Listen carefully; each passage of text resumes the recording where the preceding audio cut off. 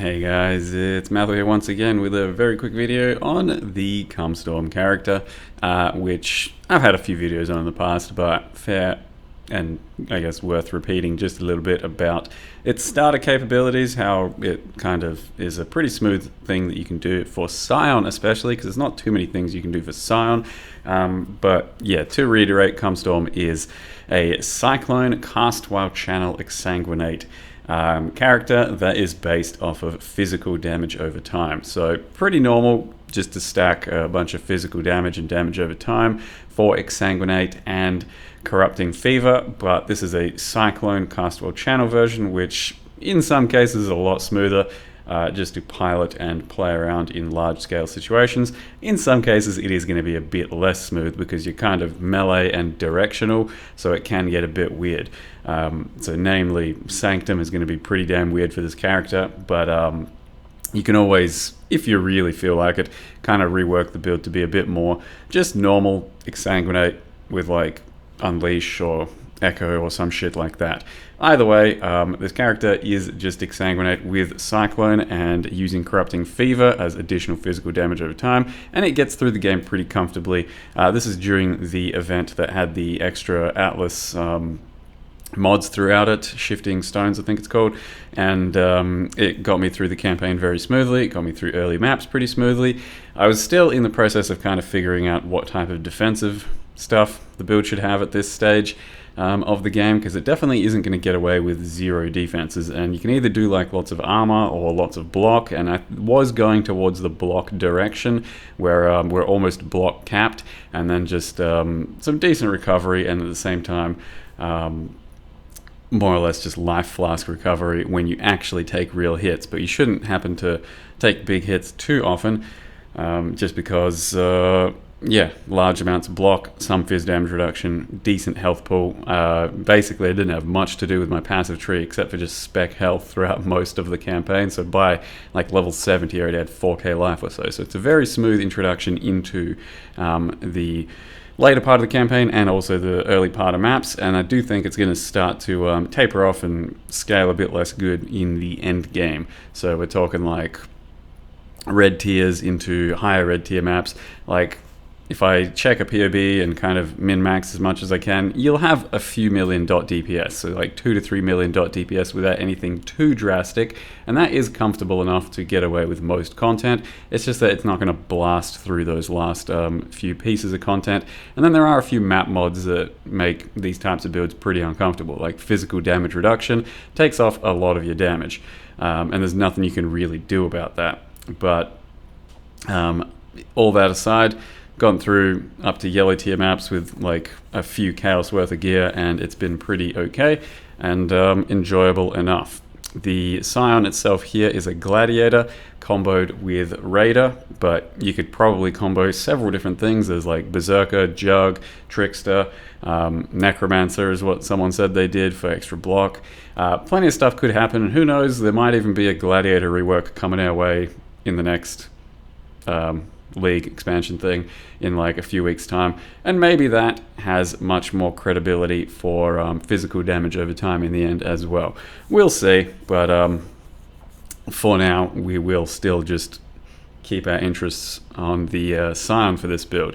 Aside from that, there really isn't too much to say. It's a pretty basic build. You just use chain for mapping on your exsanguinate, and that does make the mapping quite a bit nicer. Without chain, you do have to be quite a bit more directional with your exsanguinates, and the large scale clear like on legions and breaches and stuff is going to be substantially worse.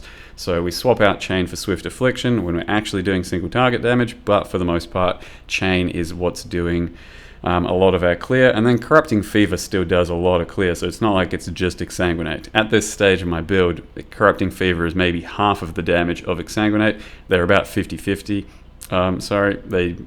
Not half the damage of exsanguinate, it's half the damage of the character, so they're about 50-50 of what they're each bringing to the table. So exsanguinate having chain on it isn't the end of the world, because corrupting fever is still doing a lot of work as well. And I've got it on like a Essence of Delirium pseudo 5-link glove, whereas the exsanguinate is on a 6-link, and it can get started pretty early on with just a Castwell channel, Exsanguinate, Cyclone, plus some other link. And that gets it going pretty early on at level 38 and comfortably enough. But yeah, with that, I'll just probably go over the character real quick and then talk about my plans for the coming weeks, as they are going to be a bit different than usual for a PoE League launch. So to go over it real quick, because there's not much to do, level 85, the last mStorm, as in my stream's dying after taking a vacation for 2 weeks. What we've got is the Sign, level 85, 5.5k life. Some of that is reserved for Vitality. And it's still okay, it's still plenty of life, even after that fact. You could technically not do Vitality on life and maybe just get a bit more reservation.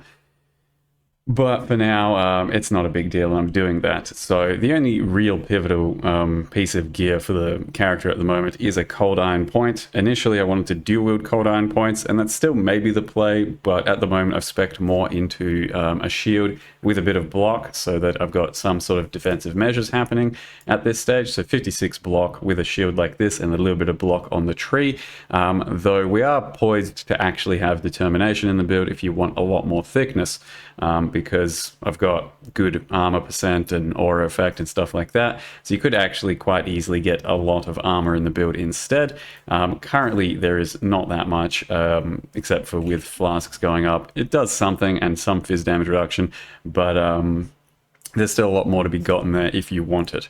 For now, though, still just going with this. But yeah, I've got the starter POB that has some level of armor scaling and stuff that can't really be done the same way anymore because life tap with Divine Blessing doesn't exist.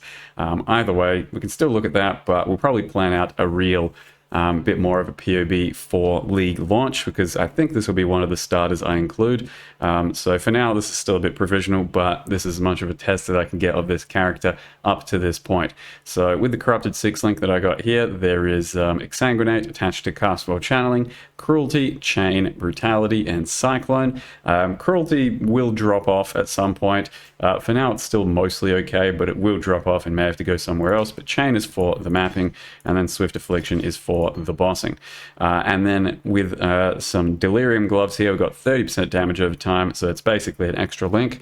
You have your Corrupting Fever, you have Swift Affliction, Efficacy, and Brutality. And then the rest of the gear is just kind of like life resists and shit. Really nothing special at all.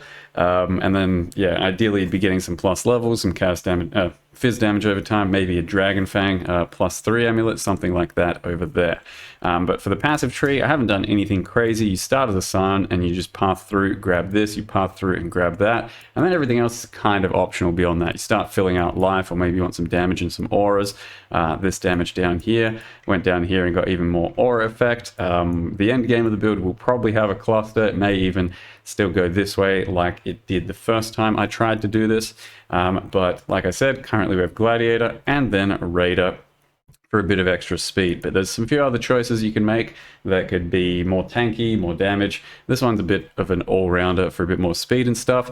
And ideally, I would be capping Suppress after getting this on an actual League start. I'd be getting Suppress like here, probably here, maybe there, and specking into a bit of it, and then we'd actually cap Suppress, which should be a pretty big defensive boon as well.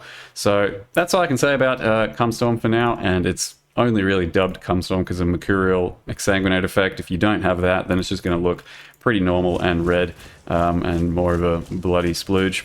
But yeah, it's still not even that white. It just depends on the lighting. So you'll see that it's actually pretty dark these days. It depends on the lighting of each map.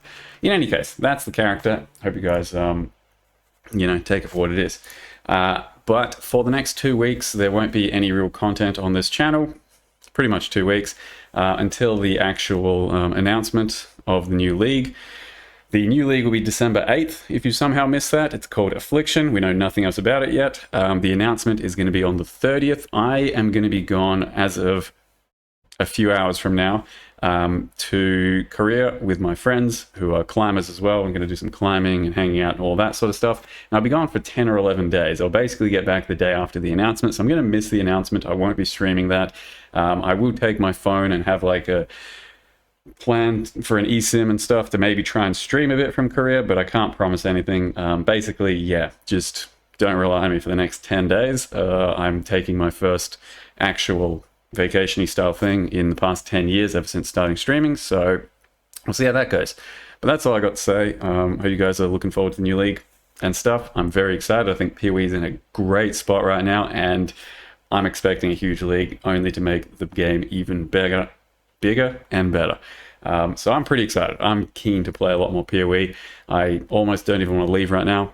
I'm still having fun with PoE. But I'm sure the trip will be a blast, and I will do my best to stream at least a little bit here or there, but I can't promise anything. Either way, I'll see you like a day after the league launch announcement, and then I'll go over it all, and I'll react with a clean reaction face, having seen none of it and spoiled none of it for myself. So we'll give that a go. Thank you very much for watching, and see you guys next time.